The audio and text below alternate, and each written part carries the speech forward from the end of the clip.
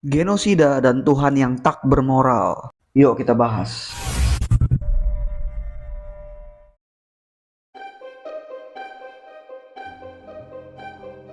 Dalam perjanjian lama, tak dapat kita pungkiri bahwa Tuhan memerintahkan bangsa Israel untuk membasmi bangsa lain. Para agnostik atau ateis masa kini melihat ini sebagai hal yang kejam dan bengis, tak bermoral.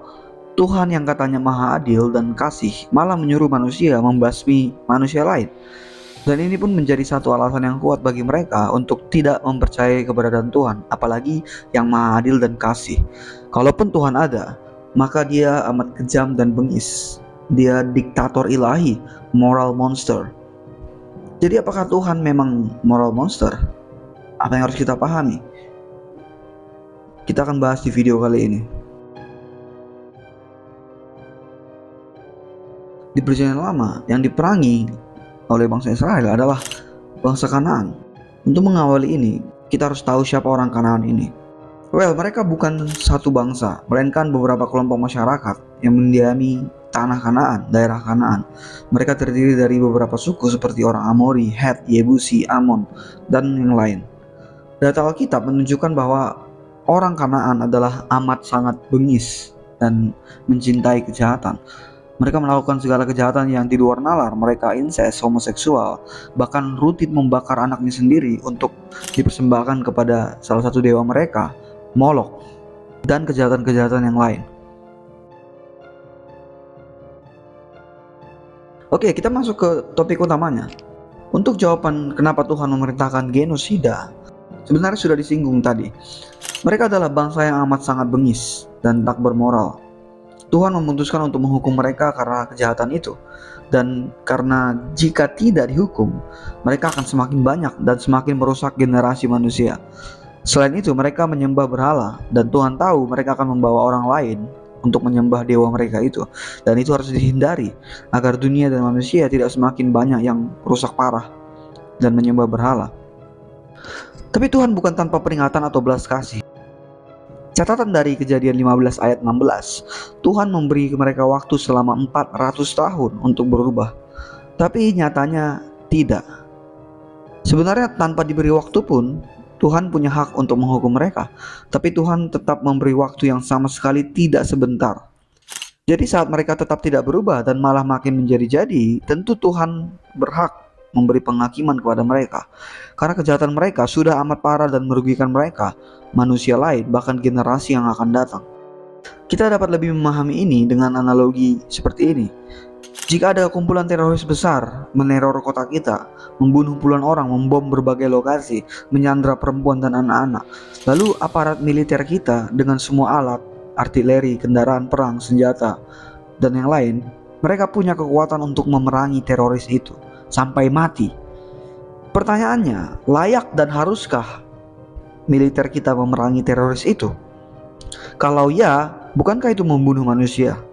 Kalau tidak, berarti biarin aja lebih banyak lagi orang yang mati dan dibom di kota kita itu. Bagaimana? Tentu kita tahu jawabannya harus dan layak. Mereka punya kekuatan dan harus bertindak atas kejahatan teroris yang bengis itu. Di sini jelas kalau anggota militer yang hanya manusia punya hak dan layak untuk memerangi mati para teroris itu yang juga manusia.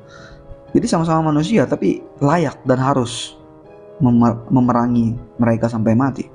Maka Tuhan jauh lebih berhak dan layak untuk memutuskan menghakimi orang Kanaan dengan membinasakan mereka karena kejahatan mereka yang sudah sangat bengis. Nah, dengan jawaban tadi pun, para ateis tetap sering menuduh Tuhan bengis dan bukan maha kasih. Mereka tidak terima dengan jawaban yang tadi. Dan ini kembali jadi alasan mereka tidak mau percaya Tuhan yang jahat itu. Tapi sebenarnya kalau kita perhatikan, mereka itu punya standar ganda dalam hal ini. Bukankah salah satu tuntutan ateis pada Tuhan adalah dunia ini sangat jahat? Mereka sering bertanya, kalau Tuhan ada dan baik dan berkuasa, kenapa masih ada kejahatan? Yang mereka mau kalau Tuhan memang benar ada dan maha kuasa, maka seharusnya dia menghapus semua kejahatan di bumi ini. Tapi saat Tuhan membasmi sebuah bangsa yang amat bengis dan jahanam di perjanjian lama, mereka berubah menjadi penuh belas kasihan. kepada bangsa yang jahat itu, yang tadinya mereka bilang kejahatan harus dihapuskan. Inilah standar ganda dari para ateis masa kini. Apa yang mereka harapkan di sini? Apakah mereka berharap Tuhan menghapus kejahatan, yaitu hakikat kejahatan yang dihapus? Tentu itu nggak bisa, karena kejahatan bukan suatu hal yang bisa ada atau terjadi dengan sendirinya. Itu harus punya agen pelaksananya. Maka kalau Tuhan mau menghapus semua kejahatan hari ini juga, semua dilenyapkan hari ini juga, maka tidak ada satupun dari kita yang akan hidup. Kenapa? Karena kitalah manusia, agen dan sumber kejahatan terbesar di bumi ini. Kita pembuat kejahatan terbesar di bumi ini. Jadi mereka minta Tuhan hapus kejahatan, dan Tuhan melakukan itu dengan membasmi orang Kanaan di perjanjian lama, karena mereka sumber kejahatan yang amat besar. Tapi kemudian mereka yang meminta itu malah menuduh Tuhan bengis. Ini bukan hanya standar ganda, tapi juga ironi, double standard dan ironi ateis. Oke, kita sampai di pertanyaan terbesar dari problem ini. Kenapa Tuhan memerintahkan untuk membunuh perempuan, anak-anak, dan binatang juga? Oke, katakanlah para orang dewasa Kanaan memang jahat luar biasa. Tapi gimana dengan anak-anak dan binatang? Kenapa mereka harus dibunuh juga? Mereka kan nggak tahu apa-apa, polos. Well, ada dua jawaban untuk ini. Pertama, perempuan di Kanaan, mereka juga tidak kalah jahat, tidak kalah bengis. Mereka rutin membakar anak mereka sebagai persembahan kepada dewa mereka, dewa Molok tadi. Dan itu masih salah satu kejahatan bengis mereka. Jadi alasan yang sama kenapa Tuhan memerintahkan perempuan juga harus mati. Oke, tapi ini tetap tidak menjawab soal anak-anak dan binatang kan? Soal itu ada di jawaban yang kedua ini. Dan jawaban paling mutlak dari pembahasan ini. Tapi sebelum lanjut dengan jawaban kedua, aku ingin membahas bahwa sebenarnya ada kemunafikan di dalam diri para ateis yang mempersoalkan hal ini dan berkata Tuhan bengis dan tak bermoral. Kenapa aku bilang begitu? Kemunafikan seperti apa? Begini, pada hakikatnya manusia saat tahu dia punya kuasa atas makhluk hidup lain, dia pun bertindak sesuai kehendaknya. Sebut saja seperti manusia menginjak kecoa, membunuh nyamuk, menyembelih sapi, menyembelih ayam, dan yang lain. Kalian bisa sebutkan apa alasan manusia melakukan ini? Oke, yang kecoa dan nyamuk, alasannya karena binatang itu merugikanku, makanya aku bunuh. Yang sapi dan ayam, ya alasannya karena binatang itu baik bagiku untuk makananku, makanya aku bunuh. Nah lihat, kedua alasan ini, baik itu membunuh nyamuk atau membunuh ayam, sama-sama tentang manusia. Semua hanya soal kepentingan manusia itu sendiri. Dan hal ini juga berlaku bahkan terhadap manusia lain. Manusia bertindak sesuai kehendaknya. Semisal majikan menyiksa pembantu, orang tua memukuli anaknya, anak memukuli ibunya, pemerkosaan, korupsi, pembunuhan, dan lain-lain. Kenapa semua ini manusia lakukan? Karena ada rasa lebih berkuasa, superpower dari manusia lain atau dari binatang. Padahal kuasa itu tidak mutlak. Karena manusia bukan pencipta dari manusia lain atau binatang. Itu hanya kuasa yang dimiliki karena status, kekayaan, posisi, dan yang lain. Dan tidak pernah ada kuasa mutlak yang dimiliki manusia terhadap makhluk hidup lain, baik manusia ataupun binatang. Tidak pernah. Karena hanya yang menciptakannya lah yang punya kuasa mutlak atas ciptaannya itu. Dan di sini yang lebih menggelikan adalah semua ini dilakukan manusia dengan merasa benar dan baik-baik saja. Manusia membunuh hewan untuk kepentingannya atau karena itu merugikannya. Dan itu gak masalah, no problem dong, karena aku manusia. Aku bisa bunuh hewan untuk makananku atau karena hewan itu menjengkelkan, karena itu merugikan. Tapi ini menggelikan karena di saat Tuhan membasmi orang Kanaan termasuk anak-anak dan hewan, orang-orang ateis ini langsung menuduh Tuhan jahat, moral monster, dan sebagainya. Para ateis mulai sok paling simpati dan baik hati dan paling ngerti moral. Padahal Tuhan punya kuasa mutlak atas semua itu, atas manusia, perempuan, laki-laki, tua, muda, anak-anak, bahkan binatang. Karena dia penciptanya dan dia penguasanya. Itu kuasa mutlak yang dimiliki Tuhan. Maka jawaban kedua adalah Tuhan punya kuasa atas hidup karena dia penciptanya. Kita akan lebih memahami dengan analogi ini. Kalau seorang ilmuwan membuat robot dan robot itu hidup seperti manusia, dan kemudian ilmuwan itu ingin menonaktifkan robot itu atau bahkan menghancurkannya, siapa yang dapat marah? dan bilang ilmuwan itu kejam. Nggak ada, karena dia pembuat robot itu.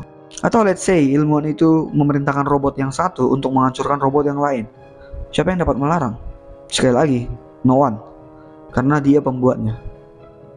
Nah, begitulah juga dengan Tuhan. Dia pencipta segalanya. Dia punya kuasa dan hak atas hidup dan mati. Jadi saat Tuhan entah mengapa dengan kuasanya membasmi orang Kanaan, termasuk perempuan, anak, dan binatang, dengan memakai orang Israel, tidak ada yang bisa menuduhnya jahat, karena dia penciptanya, dia pemilik, dia penguasa. Dia punya kuasa penuh dan mutlak atas ciptaannya. Dan gimana dengan nasib anak-anak yang mati itu? Yaitu urusan Tuhan, itu di tangan Tuhan. Ingat yang tadi ku bilang, sedangkan kita manusia yang tidak punya kuasa mutlak, kita bisa merasa benar membunuh binatang, kita merasa baik-baik saja menyembelih sapi, menyembelih ayam, atau bahkan membunuh kecoa, membunuh nyamuk, karena itu merugikan kita atau karena itu menguntungkan kita, baik bagi kita. Kita merasa benar melakukan itu, padahal kita tidak punya kuasa mutlak atas binatang, dan kita bisa menyakiti orang lain. Tidak ada dari kita yang tidak pernah menyakiti sesama manusia. Tapi kita sebenarnya nggak layak melakukan itu karena kita tidak punya kuasa atas manusia lain, bahkan atas binatang pun tidak. Jadi jika Tuhan yang berkuasa mutlak melakukan itu, lalu kita atau para ateis komplain kepada Tuhan, menuduh Tuhan jahat, bengis, tak bermoral, maka itu adalah sebuah kemunafikan besar. Itu kepura-puraan yang pura-pura peduli moral, peduli simpati dan sebagainya, padahal kita pun membunuh hewan, menyakiti orang lain, padahal kita sebenarnya nggak punya kuasa atas makhluk hidup itu, makhluk hidup lain. Oke, aku rasa itu aja untuk video kali ini teman-teman. Kuharap ini menjawab tentang kenapa Tuhan memerintahkan bangsa Israel menghabisi orang Kanaan. Oke, kalau kalian punya paham lain atau bahkan tidak sepaham, kalian bisa komen. Oke, feel free to comment below. Dan seperti biasa, bye.